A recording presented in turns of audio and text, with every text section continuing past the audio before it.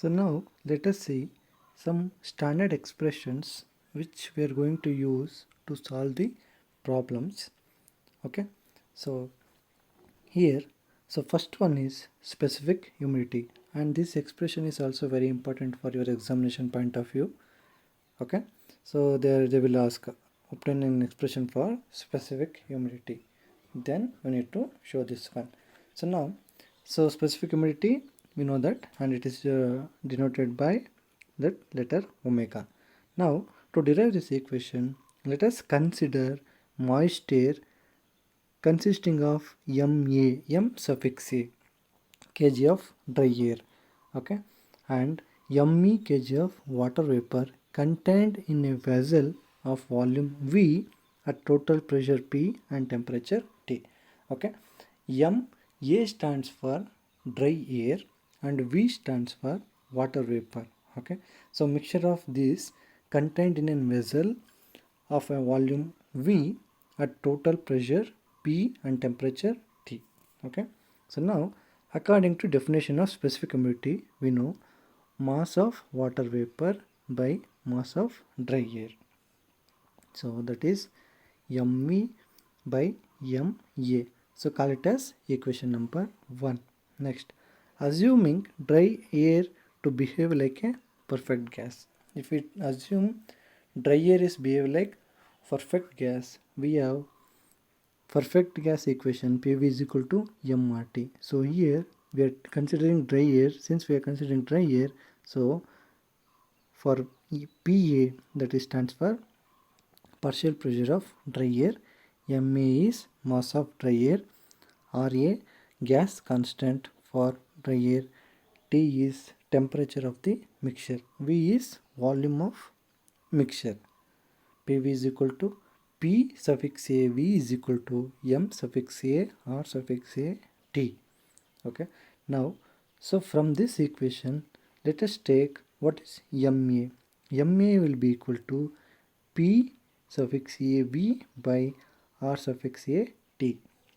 So call it as equation number 2. Similarly, we can write for vapor, MA is equal to P suffix V into V divided by R suffix V into T. So now where RA is equal to gas constant for air. So this is constant. I have already told this one.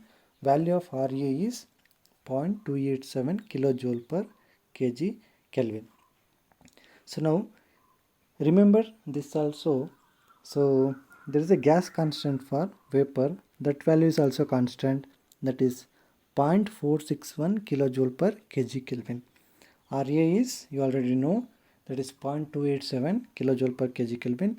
RV is 0.461 kilojoule per kg Kelvin. So now substituting the value of ME and ME, means equation 2 and equation 3 in 1, what we get? So omega is equal to PV V divided by RVT divided by PAV divided by RATA, or what is this?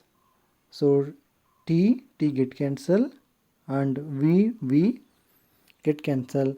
Now rearranging this one, PV by PA is equal to, PV into RA divided by PA into RV, that will be equal to, substituting the values of RA and RV, PV into 0.287 divided by PA into 0.461.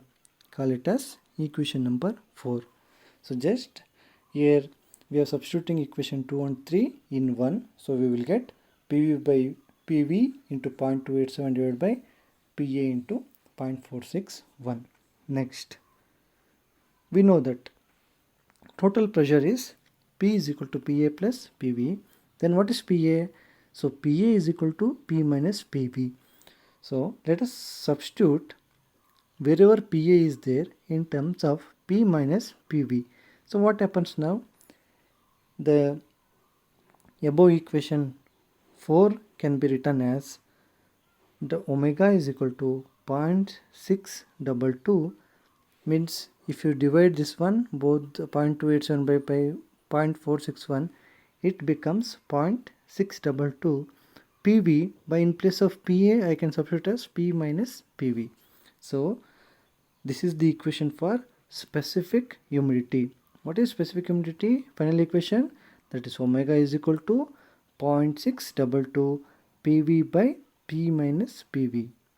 Okay, so this is the expression we are going to get and we are going to use when we solve the problem. So now next moving to degree of saturation. So what is degree of saturation? It is defined as ratio of the actual specific enthalpy omega means humidity. We have already discussed this one, omega by omega s, specific humidity of saturated mixture at a same temperature, dBT and pressure. So that is, I already told, mu is equal to omega by omega s.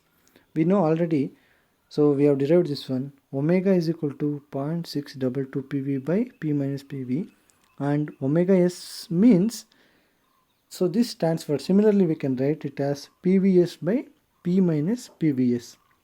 What is P here?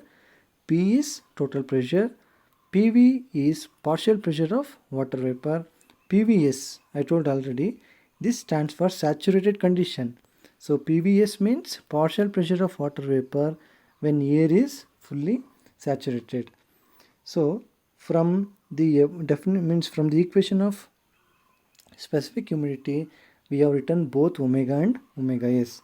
So now substituting these two values in the degree of saturation equation, we get this one, 0.66 means 0.622 PV by P minus PV divided by 0.622 PVS by P minus PV. If you means both get cancel, so if you rearrange, it will, your equation will be like this, PV by PVS into P minus PVS divided by P minus PV. Next, we know this one. What is phi? Relative humidity is given by, from the definition, PV by PVS. We, for both we can write it as phi, and dividing these terms by P. What happens if you divide P by P? That becomes 1 minus P PVS by P divided by 1 minus PV by P. Okay, so now simplifying this further, mu is equal to 5 into 1 minus PVS by P divided by 1 minus PV by P. Call it as equation number 1. Okay, so next, now let us continue from equation 1. Mu is equal to 5 into 1 minus PVS by P divided by, so here what we are doing is dividing the right hand, means after 1 minus we are dividing by PVS, dividing and multiplying by PVS. What happens? So this becomes PV by PVS, PVS by P. Nothing changes here. It both will get cancelled. But what we are doing? We are dividing and multiplying. Why we are doing this means, so PV by PVS is 5. Okay, we have to make in such a way that this both numerator and denominator should be same. So now this will be equal to 1 minus PVS by P divided by 1 minus 5. What is 5? 5 is PV by PVS. So now this we can replace this term by 5 into PVS by P. Next, mu will be equal to what? Multiply that 5. So what happens? 5 minus 5 into PVS by P divided by 1 minus 5 into PVS by P. Now this cross multiplication, so what happens? This mu means mu into 1 mu, then mu into 5 PVS by P is equal to 5 minus 5 PVS by P. So next term, keeping mu in left hand side, sending this term to right hand side, what happens? Mu is equal to 5 minus 5 PVS by P plus mu phi. This minus becomes, if you come take to right hand side, this becomes plus PVS by P. This will be equal to phi, taking common phi in all these three terms, what happens? 1 minus PVS by P plus mu into PVS by P. This will be equal to what? Phi. So now what we can do in these two terms, what is common? So common is PVS by P. If you take PVS by P common, this will be equal to phi into 1 minus PVS by P into 1 minus mu. So this is whole bracket. So this is the equation for degree of saturation for this mu. Mu is equal to what? Mu is equal to phi into 1 minus PVS by P into 1 minus mu. This is the equation for mu. Okay. So if I want phi, what I can do? What is phi? Phi will be equal to mu. Phi will be equal to mu divided by this term. Mu divided by this term, that is 1 minus PVS by P into 1 minus mu. Okay. So if I know mu, I can calculate phi. Got it? Or else if I know phi, I can find mu also. Okay. So this is the equation, that is mu will be equal to phi into 1 minus PVS by P into 1 minus mu. Next topic is enthalpy of moisture, so that is H. So this is in psychrometry, enthalpy is the amount of energy contained in the moisture. This we have already discussed. It is the sum of enthalpy of dry air and enthalpy of water. Again, it is a repetition. So now coming to definition, enthalpy of moisture is equal to enthalpy of dry air plus enthalpy of water vapor.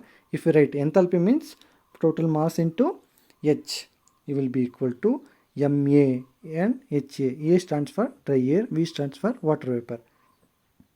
This is enthalpy of dry air and this is enthalpy of water vapor, called as equation number 1. Okay, so that is what M, MA and ME are masses of moisture, dry air and associated water vapor, and similarly H, HA and HV are the enthalpies of moisture, dry air and water vapor. Now, so from this equation 1, so if we send this M to right hand side, what happens? H is equal to MAHA plus MAHV divided by M. Okay, so per unit mass of moisture. Next, then enthalpy of moisture is per unit mass of dry air, MA is written as. So this is for moisture. Dry air means H will be equal to MAHA plus MAHV divided by MA. This M becomes MA. This is for moisture. Sorry, dry air. This is for moist air. So next, so from this equation, so if you divide this, what happens? For this term, if you divide, MA get cancelled, then HA will left with plus ME by MA and multiplied by HV. Okay, so H is equal to HA plus ME by MA into HV. Now we know that specific humidity is given by what? ME by MA. So we can replace this ME by MA by omega, that is specific humidity. Now enthalpy becomes HA plus omega HV.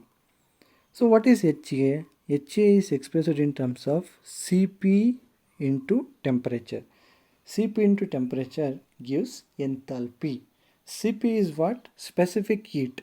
A stands for dry air, I already told. Okay, so here CPA, C suffix PA into TDB, that is, what is TDB? Dry bulb temperature. So HA I can replace it by CPA TDB plus omega HV. Okay, so CP is specific heat, and you know this constant 1.005 kilojoule per kg Kelvin. If I substitute this value, so H becomes 1.005 TDB plus omega HV. Call it as equation number 1. Okay, so now we know that enthalpy of vapor means it is superheated. HV is equal to Hg plus CPS into TdB minus TdP. So this we have already done in basic thermodynamics. So HV is equal to what? Hg plus CPS into TdB minus TdP. Dry bulb temperature minus dew point temperature. Okay. So now, what is CPS? Specific heat of superheated vapor. Keep this in your mind. This is also a constant. So that is 1.88 kilojoule per kg Kelvin. Now, if you substitute this value, so HV will be equal to Hg plus 1.88 into TdB minus TdP. Call it as equation number 2. Now substitute this HV value in equation 1.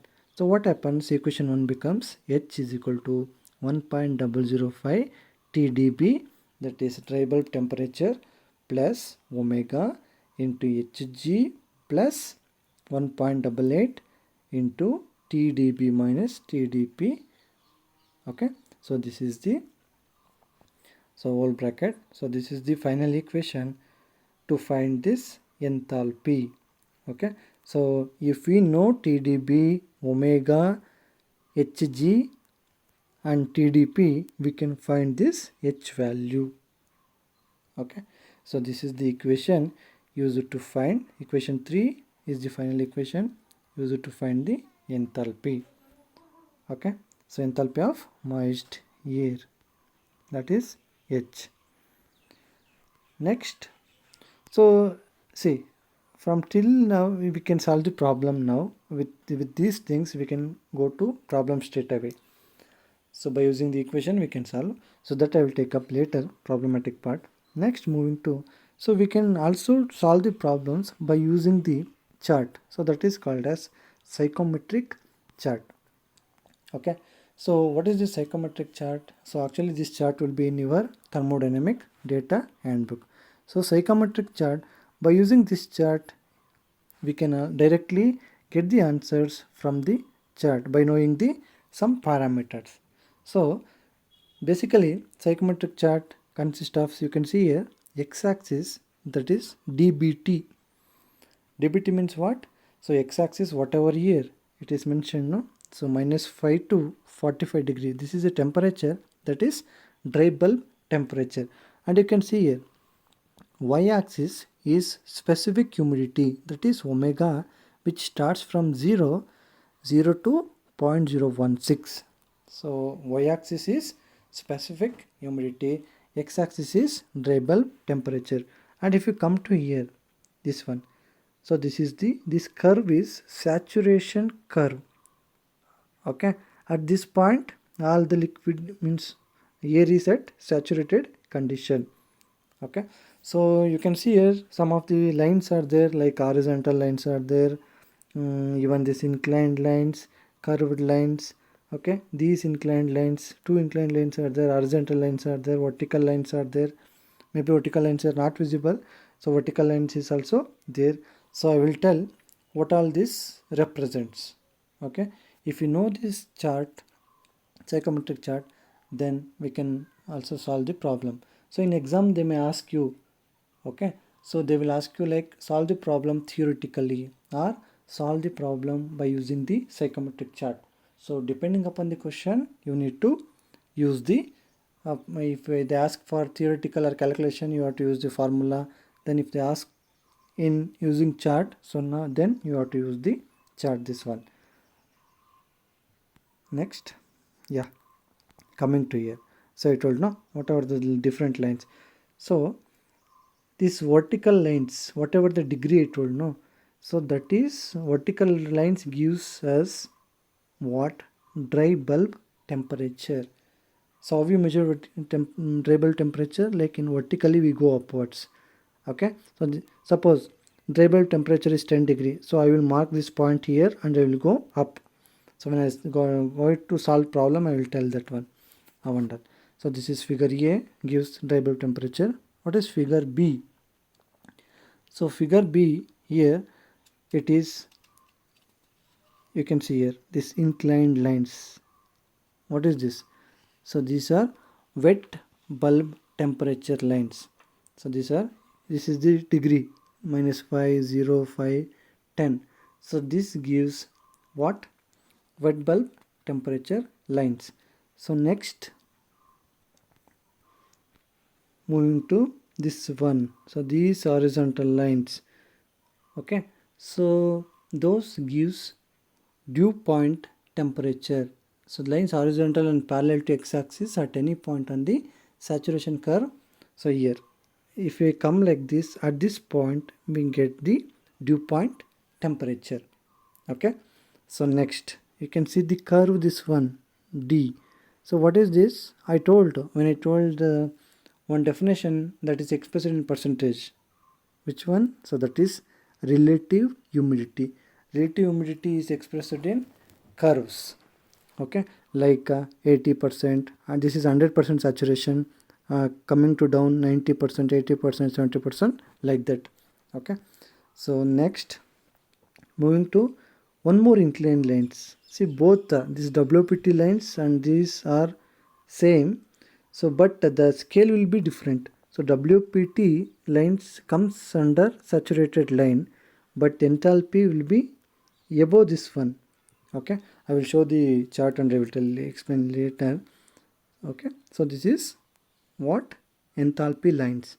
Next, coming to here, so the last one is specific volume. You can see this one.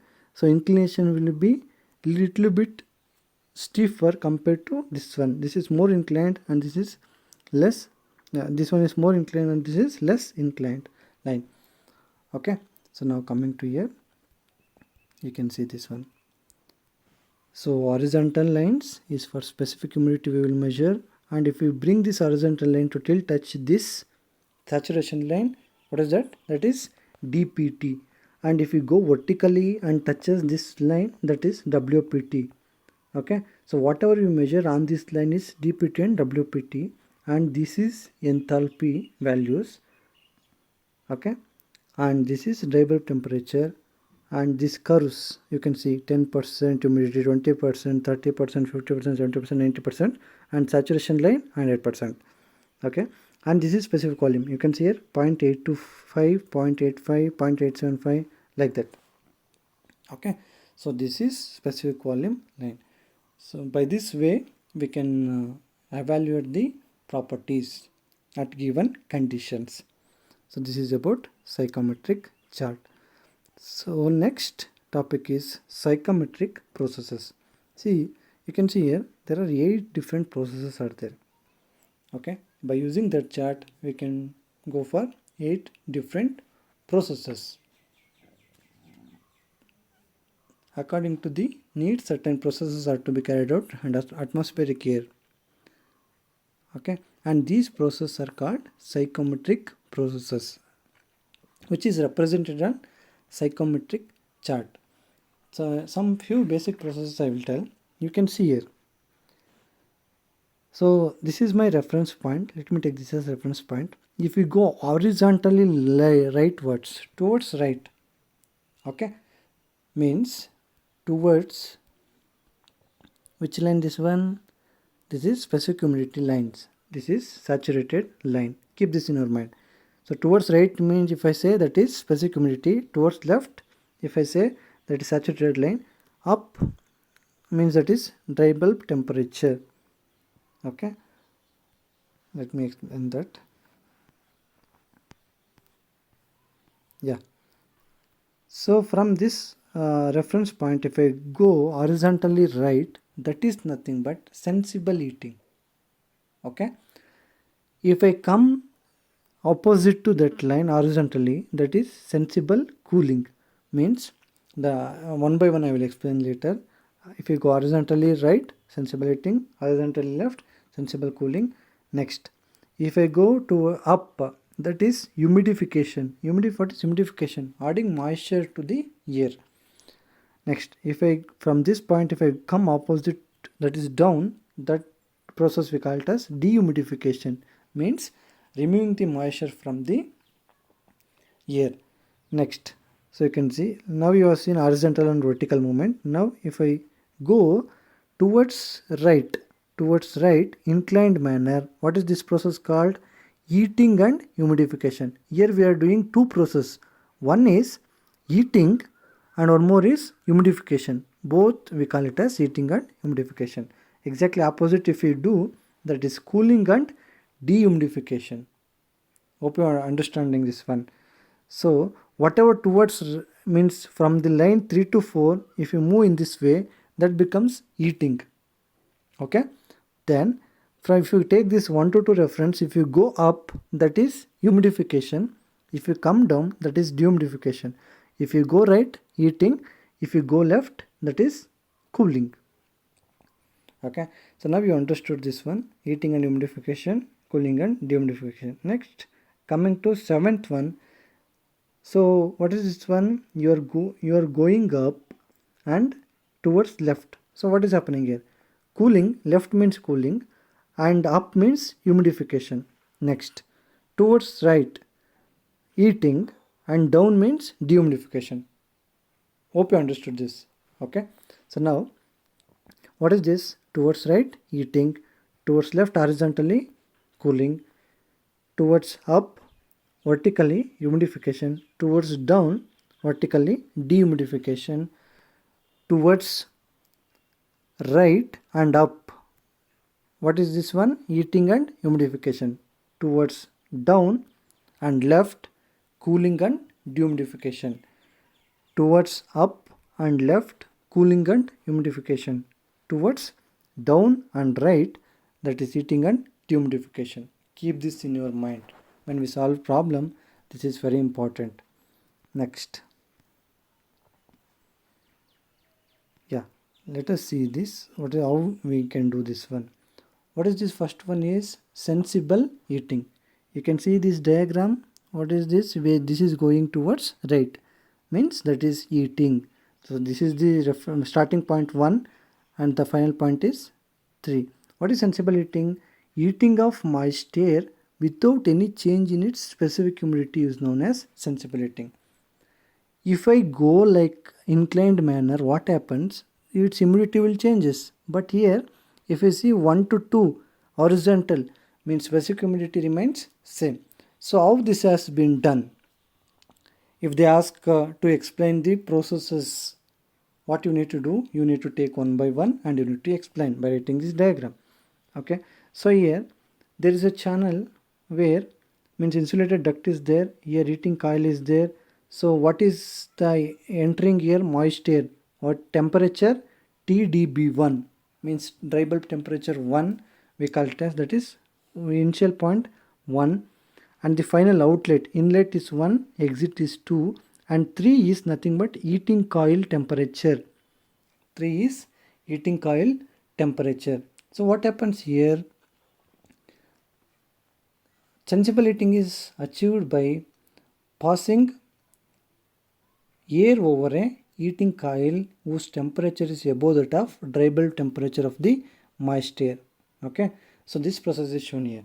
So the temperature of the heating coil will be higher than this moist air. What happens? We can heat the air from inlet to outlet. So here inlet is TDB1, outlet is TDB2. And if we pass this air over heating coil, what happens? The temperature of the air in moist air increases. You can see here temperature is increasing from 1 to 2. Then you may ask, what is this 3? Why the 3 temperature is high? Why it is high? Always the surface temperature of the heating coil will be more than that of the exit temperature of the air. Obviously, yes or no? Yeah. Because with the help of this only we are writing. That's why 3 point is represented at last. Don't confuse here. In this diagram 1 is first, 2 is last, and 3 is in between 1 and 2. Why here like this? Why means temperature varies. Initial temperature is less and the final temperature is more compared to initial, but not more than the surface temperature of heater. Okay, that's why like this it has been obtained in this graph. Okay, so this is TDB1, this is TDB2, and this is TDB3. So this is the sensible heating. Hope you understood. Next, moving to sensible cooling. Yeah, I forgot to mention that. Here we come across one factor. If you refer the notes, you will come to know that bypass factor of heating coil. Okay, so there is a factor we represent here, that is bypass factor. What is that means? During the process, the dry bulb temperature of air rises and approaches to that of the coil surface. Okay, the extent to which it approaches the mean effective surface temperature of the coil is expressed in terms of bypass factor. So bypass factor is given by BPF, means we denote that as BPF. So and it is given by final temp means heater temperature TDB3 minus final temperature divided by this heater temperature minus initial temperature. What is that? TDB3 minus TDB2 divided by TDB3 minus TDB2. Why we take always TDB3 first? Because this is the highest temperature between these two temperatures. So that is bypass factor definition and the formula we use if we solve the problem. Okay, next coming to sensible cooling. So a diagram will remain same. Hope you see the direction here. This is towards right, and you can see here this is towards left. When you come towards horizontal left, that is called as cooling. This I have already told. And you can see the diagram, no difference, but there is a difference. This is heating coil and this is cooling coil. Why we are using cooling coil? To decrease the temperature of outlet air from inlet to exit. So sensible cooling is cooling of moist air without change in its specific humidity is known as sensible cooling. You can see this diagram. What is happening? Moist air at higher temperature, that is TDB1, and this specific humidity omega 1 is entering on the cooling coil. So what happens when it enters over the cooling coil? Its temperature gets decreased. Okay, so the air temperature will be gets decreased. So that means which is leaves at temperature TDB2 and omega 2. So omega 1 will be equal to omega 2 because it's a sensible cooling. Specific humidity will not change in this process also. Okay, so now which temperature is higher here? 1 is higher. Which is lower? Not 2, 3 will be lower because it is a cooling coil. Okay, third, in sensible heating, which temperature is higher? 3 is higher because that is heating. Here which is lower? 3 is lower because it is a cooling coil. Now you can see here. So 1 is higher temperature. If you pass the moist air on the cooling coil, its temperature gets decreased, and the point 2 comes here, and this is point 3. Means that is heating surface or heating coil temperature. Again here also we come across bypass factor for cooling. So that is again expressed as TDB2, which is the highest temperature here. 2 is the highest temperature. Sorry, 1 is the highest temperature here. So it is expressed as TDB2 minus TDB3 divided by TDB1 minus TDB3. So this is the bypass factor in sensible cooling. Okay, so next one is humidification and dehumidification. What is humidification? You know, humidification is nothing but it involves adding moisture to air by maintaining the dry bulb temperature constant. So during humidification process, the dry bulb temperature is maintained constant, only moisture content is added to the air. So that we call it as humidification. You can see this diagram. So what is happening from 1 to 2? We are increasing the moisture content from 5.1 to 5.2, but it is a straight line, vertical line. Vertical represents dry bulb temperature is not varying.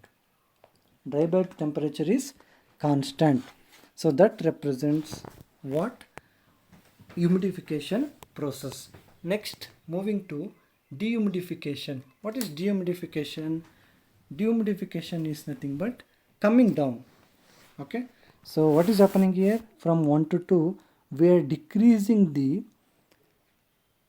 means relative humidity, or removing the moisture from the air. So that we call it as dehumidification. Again, during dehumidification process, temperature does not change. Which temperature? Dry bulb temperature. We can see it. TDB1 is equal to TDB2. But what is changing here? Humidity. So in the previous case, sensible heating and sensible cooling, omega 1 will be equal to omega 2. But here omega 1 is not equal to omega 2, but 1 is equal, that is TDB1 is equal to TDB2. But again, same thing, during dehumidification process, omega 1 will be equal to, omega 1 is not equal to omega 2, means humidity is changing, but TDB1 is equal to TDB2. So this is about humidification and dehumidification. Next, moving to next process, that is heating and humidification. You can see here, again an insulated duct, air is passing, means heating air. So cold air is passing through the heating coil. One is heating coil and the second one is water spray. Why we want to spray water here? To increase the moisture in the air. You can see here heating and humidification. Heating and humidification process is generally used in cold conditions to warm and humidify the atmospheric air. Okay, when we require this one? During winter seasons. Winter season, so atmospheric air will be at lower temperature, so we want to increase to our comfort level. So in that process, we need to heat the atmospheric air, as well as, so the air during winter season, the air will be less humidified. Okay, so we will add the moisture content to that, that is humidification process. So you can see here TW1 at omega 1 moisture is entering and it is passed over the heating coil. After that, what happens? Its temperature increases. Then next process is at spraying the water. If we spray water, what happens? The air absorbs the moisture, which will be humidified. Next, finally, the air goes out, that is at TDB2 and omega 2. You can see here in this psychrometric chart. So if you see here, actually the process is simple, that is 1 to 2. This is what? Heating and humidification. But this has to carried out in step by step. That is what? 1 to A. What is the first process? 1 to A is what we are doing? Sensible heating. Next, A to 2, humidification. Combining these two processes, we can write line as 1 to 2. Okay, don't get confused here. We are having 3 lines. Here it is shown. What is the first process? 1 to A is sensible heating, A to 2 is humidifying. Okay, that we can write like this. So here, whatever you measure, if you at this point, if you go like this, you will get H1. At this point A, you go like this, you will get HA. At the point 2, if you go like this, you will get H2 value. And horizontally, if you move, you will get humidity at 2 and here humidity at 1. And at 1 TDB1 and 2 TDB2. All these properties we will get it. So this is heating and humidification. Yeah, one more factor like bypass factor in sensible heating and sensible cooling. Here we come across like, what is this? SHF, sensible heat factor. The ratio of sensible to total heat, known as sensible heat to total heat, okay, is known as what? Sensible heat factor. So it is the actually here to total heat is called as what? Sensible heat factor. So for calculation purpose, we will use the formula like this, which what is that? SHF is equal to sensible heat by total heat. This will be equal to sensible heat by sensible heat plus latent heat. What is total heat? Total heat is nothing but sensible heat plus latent heat. So if you write formula, HA minus H1 divided by HA minus H1 plus H2 minus HA is equal to HA minus H1 divided by H2 minus H1. Here HA plus HA minus HA get cancelled. So this gives the sensible heat factor. Next, so this is reverse, exactly reverse to that what heating and humidification we have discussed just now. Next, cooling and dehumidification. What is cooling? Cooling and dehumidification process is used in summer air conditioning. So when we require cooling, so during summer, atmospheric air or outside air will be at higher temperature. So but we required AC's works under means 24 to 27 is the comfortable condition for the human, usually 25 to 27 degree. So but outside temperature will be 30 to 35 atmosphere. Okay, so during that condition we need to cool the air, and also we need to dehumidify because moisture will be more during summer season. So we need to remove the moisture. So here what is happening here? So again, in place of this heater we come with cooling coil. Okay, cooling coil as well as the moisture is removed here. So what happens here? In this process, air is passed over a surface and through a spray of water which is at a temperature less than that of density of the air. Okay, so here you can see here 1 to 2 is cooling and dehumidification, both the process takes place. But if you separate this one, you can see 1 to A is cooling process. What type of cooling? Sensible cooling. A to 2, what is this? So this is dehumidification, removing the moisture from the air. So this is the process. Again same thing, this point you will go, you will get H2, and from this point if you go inclined manner you will get HA, and this is H1. So this is nothing but cooling and dehumidification. And the next process is, again here also you will get sensible heat factor, that is H1 minus HA divided by H1 minus H2. But in the previous case it was like HA minus H1, but here what is the difference?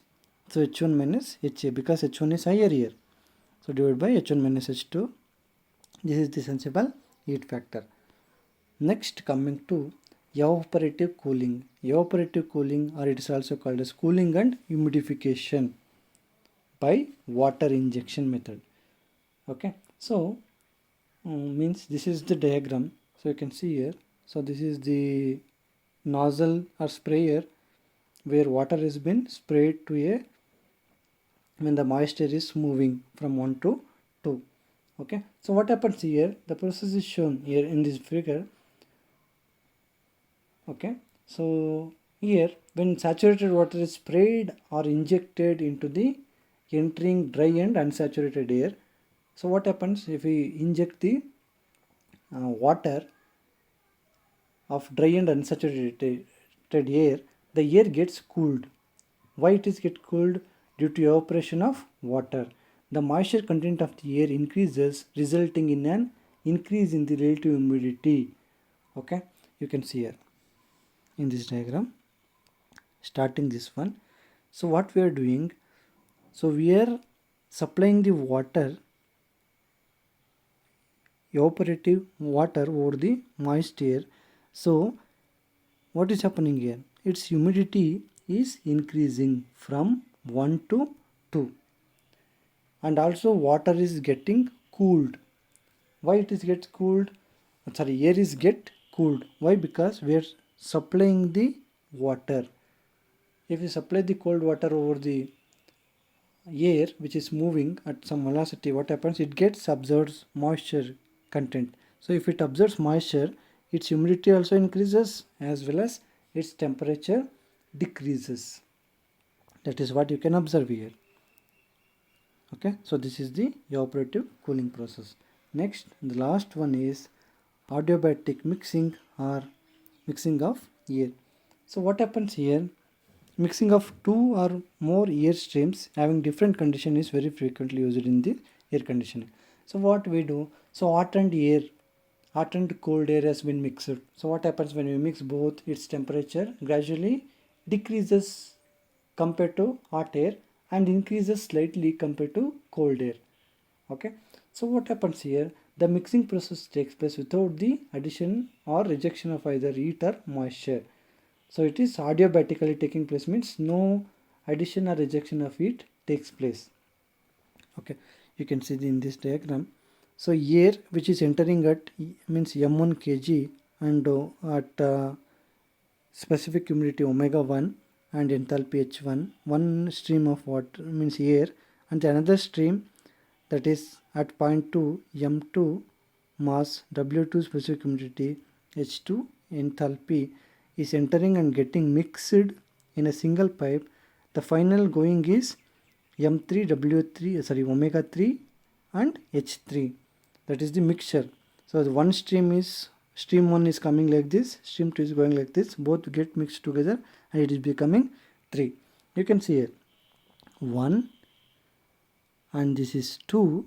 If you both get mixed together, this is the point 3.